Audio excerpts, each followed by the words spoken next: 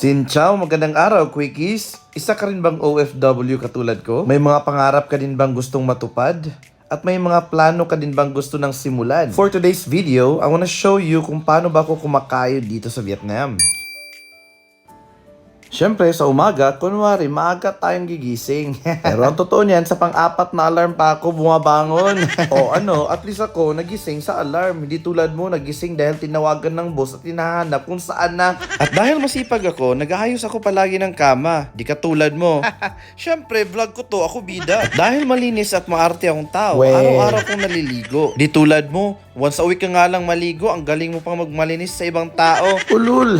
After maligo, syempre magbibihis, alaga naman matulog ulit. At dahil naubos yung oras ko sa pag-aayos, I don't have enough time na to prepare my breakfast. 7:30 ang first period ko, buti na lang malapit lang yung school sa apartment namin. At sa mga hindi nakakaalam, mahihain talaga akong tao. Pero pag nasa trabaho ko, nag-iiba ang personality ko. Lalo na pag nagtuturo ako, tumataas ang energy ko at kumakapal ang mukha ko. And after my 2 periods in the morning, my break time kami na 30 minutes. At dahil wala na akong time kumain ng breakfast sa bahay, dito na kumakain sa school. Hindi pwedeng hindi kumain kasi kailangan natin ng energy sa pagtuturo. After ng break time, sa ibang class naman tayo for 2 periods. 35 minutes per period, so 1 hour and 10 minutes ang isang klase. When I finish my class at 10:30, uuwi na ako sa bahay. Ganyan kadali at kagaan ang trabaho namin dito sa public school sa Vietnam. No paperwork, katawan at laway lang ang puhunan. After ko mag-park ng motor, aakyat na ako sa taas para magbihis ng pang-gym. Sa tanghali ako nag-workout sa gym kasi ang daming tao kapag gabi. Mauubos lang yung oras mo sa kakaantay bago mo magamit yung mga equipment. 3 times a week lang ako nag-gym kasi may fina-follow akong program. After ng gym, uwi na sa bahay para mag-prepare ng lunch. At syempre, iinom muna ako ng whey protein shake. And I usually eat air-fried chicken breast for lunch, together with cucumber and tomato salad with boiled eggs. Pagkatapos kong kumain, maghahanda na ako kasi babalik na ako ng school for another 4 periods. 2 hours and 20 minutes yung klase ko sa morning and 2 hours and 20 minutes din sa hapon. At syempre, kailangan nating sumayaw para ma-impress yung mga bata.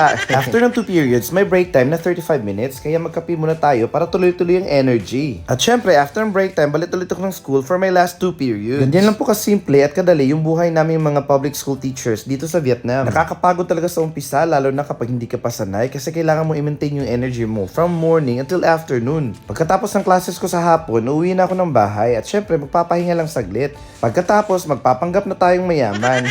Meron kasi kaming swimming pool dito sa apartment, kaya swimming muna tayo para may post tayo sa Facebook at mangisay na naman yung mga bashers natin.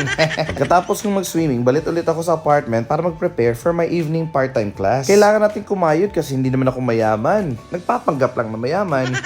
Nung bago pa lang kami dito sa Vietnam, nagbubook lang kami ng Grab. Kaya lang nung kinompute namin yung nagagastos namin sa isang buwan, ang mahal pala. Kaya ayun, bumili na lang kami ng motor para mas makatipid. At dito pala ako sa Miss Hua Junior, nagpa-part-time tuwing gabi. Ito yung maganda sa Vietnam kasi pag kaya pa ng katawan mo, pwede ka pa rin magturo sa gabi at weekend. Marami kasing English language centers dito sa Vietnam. At pwede ka mag-apply as a part-time teacher or full-time. At saka malaki ang sahuran kapag language centers. At sa iba pang mga detalye, mag-comment na lang po sa baba. After ng part-time class, uuwi na para magluto at kumain ng dinner. Pero pag tinatamad, minsan sa labas na lang ako kumakain. Pero mas madalas, nagluluto talaga kami dito sa bahay para mas healthy, di ba? Bawal tayo magkasakit dito sa abroad kasi malayo tayo sa ating pamilya. Wala yung bang mag-aalaga sa'yo kundi ikaw lang din. Pwera na lang kung kasama mo yung special someone mo, di ba? At ayan na nga, pagkatapos natin magbihis at kumain, check lang saglit ng lessons for the next day at mag-iisip ng mga activities. At kung kaya pa ng 1 GB na utak ko, mag-iisip pa ng content for the next day at syempre mag-iisip ng mga i-voice over sa videos na i-edit ko. Pero sa video na yan, naubos na yung 1 GB a day ko, kaya ayun, tulog na. Hanggang sa muli, Quickies,